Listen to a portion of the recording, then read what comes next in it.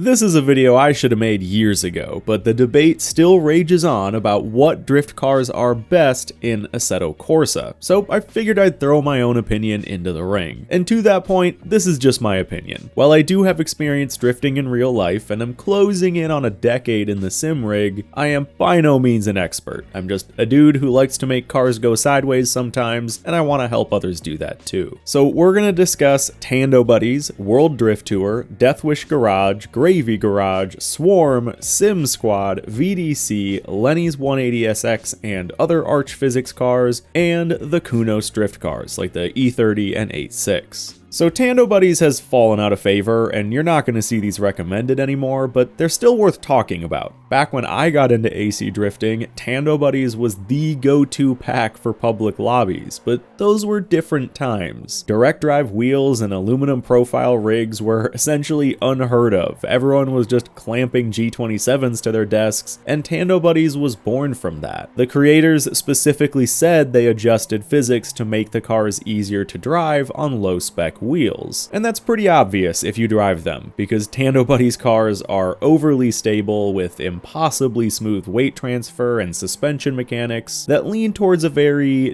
dull, somewhat understeery, sliding on ice feeling. This pack is definitely the punching bag of bad AC drift mods, but it's worth noting here that your hardware is almost as important as the mod itself. These cars were honestly fine back when G27s were the standard because it just didn't make too much of a difference if the mod was more realistic, if the hardware couldn't keep up with it. So with everything in this video, understand that a mod is sort of only as good as the hardware you feel it through. Driving brand new, paid, highly detailed Arch Physics drift cars on a G27 is not going to be more realistic or fun, because that hardware just can't keep up. Obviously though, most people playing a sim in a sim rig are looking for more realistic driving, and to that point, the most popular pack recommended for a while now has been the World Drift Tour street cars. These are a step forward in realism and start to approach what I personally consider to be realistic enough. The handwork and footwork is all there and compares to real life, just with a bit of padding. Everything feels a hair softer and smoother, a bit like drifting in rain. You may have heard that driving in a sim is harder than real life, and I found that to be true myself. In a real car, you just have a better sense of what the car is doing. There is so much more feedback, and it's all perfectly accurate. You know, that's why people who go from real life driving to a sim often have trouble at first in the sim, but people who go from a sim to real life often adapt quicker. For me, World Drift Tour street cars kind of bridge that gap.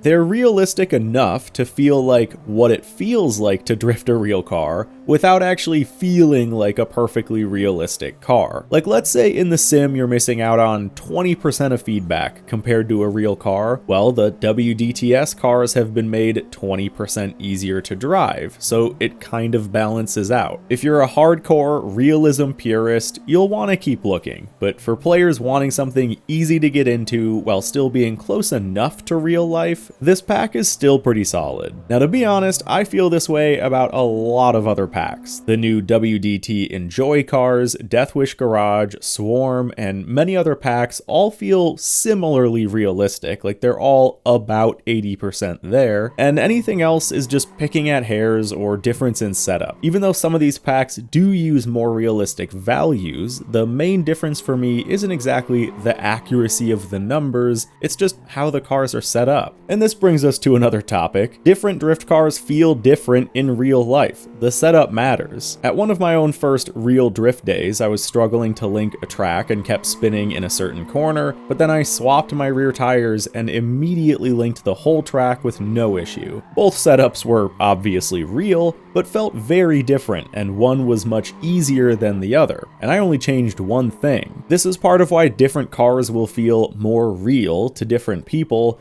and why difficulty does not equal realism. In real life, we're all trying to make our cars as easy to drift as possible. So between all these popular packs, WDT Street feels the easiest but least dynamic, as in it's easier to get the car to drift, but harder to drift the way I want to. It's still a bit dampened. This is also the case with Gravy Garage. That pack is a lot more hit or miss though. Some cars are on par with WDTS to me, but others just feel off. Tire grip and suspension dynamics on some cars just don't behave in a way that clicks with me. On the flip side, Swarm is a more recently popular pack that I think has pretty solid physics. The cars are really fun to drive and pretty lively, but they do lean towards higher power, like mid 400s, which is a bit high for what I like to drive. So I usually reserve these for higher speed circuits like Nico or Baihoku. And for tighter track or Toge stuff, I prefer Death Wish Garage. This has been my go-to pack for, I don't know, probably the last 5 or so years. They've got a good range of builds with low or high power, and the handling has that liveliness and dynamic feel that I like. There is also the new WDT Enjoy pack, and I do like these more than the older street cars. I'd put them more or less on par with DWG. Now, if you've looked at the World Drift Tour cars already, you might be wondering about their pro cars. I won't spend too much time on these. When it comes to free, high power, more pro spec cars, you kind of either have WDT or VDC. In my opinion, the WDT pro level cars are still a bit padded like their street pack. They just feel a bit too smooth. It's not bad, they're actually still really fun to drive, but I do think the VDC cars feel better overall, and my inputs feel more like what I would see on real pro cars. So I prefer VDC, but I think this might just be a hardware thing. I know the VDC cars are a nightmare to drive on low spec wheels, so if you don't have a direct drive and want higher horsepower cars, the WDT pack is probably honestly a better choice. Now let's move on to Lenny's 180SX. This car has gained a lot of notoriety, and for good reason. It uses a fairly new suspension model, but the car has problems. Remember, harder does not mean more realistic. Bad setups do exist, and Lenny's 180 just has a bad setup. The suspension dynamics feel great, all the cars using the new arch physics do, but regardless of how realistic the numbers might actually be, it just doesn't translate to a feeling that compares to anything I've ever driven. Remember my real life story where I kept spinning out until I put on better tires? Well, that's what you need to do with Lenny's car. And with better tires, the car is better to drive if you're looking for like a 90s spec close to stock drift car. Content Manager makes it pretty easy to swap tires. I tried the RX-7 and Audi S1 tires and they felt pretty solid, but you can play around and see what you like. Ultimately though, unless you're looking for a very specific sort of period correct style of drifting,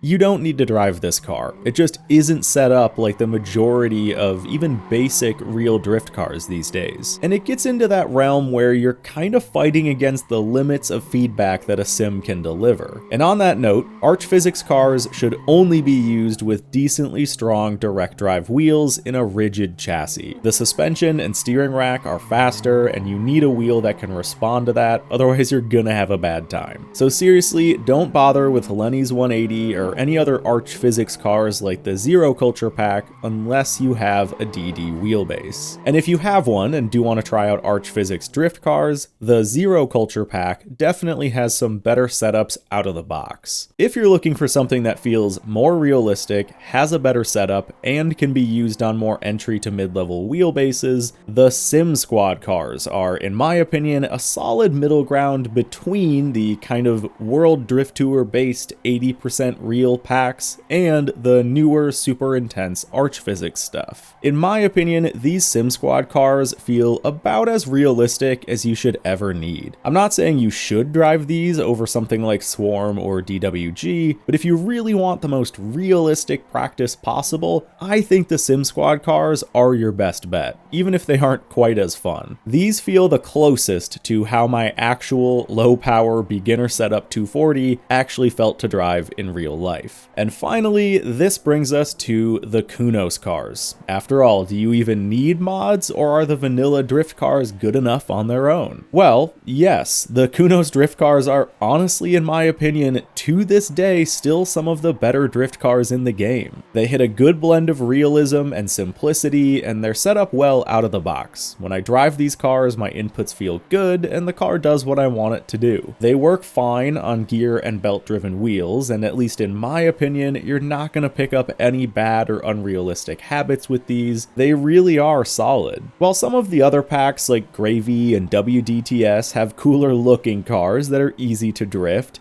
they still feel a bit too impossibly stable and smooth for my preference, with slightly odd tire grip. And while the Arch Physics cars feel a bit more realistic, you do often need to mess with setups, need very good hardware, and might feel like you're at a disadvantage compared to drifting a real car, because you are. So across the board, my personal favorites are Death Wish Garage and Swarm when I'm just looking for something fun to drive, DWG for low power, Swarm for higher power, and the Sim Squad cars for something a bit more challenging and real practice focused, and then the Kunos cars as a general baseline recommendation to just get started. Thanks for watching, folks. Obviously, I didn't cover every pack out there, so if there are other packs or just individual cars that I didn't mention and you want to see, let me know, and maybe I'll do a sort of part 2 where I review more of them. But yeah, with that, thanks again, and I'll see you in the next video.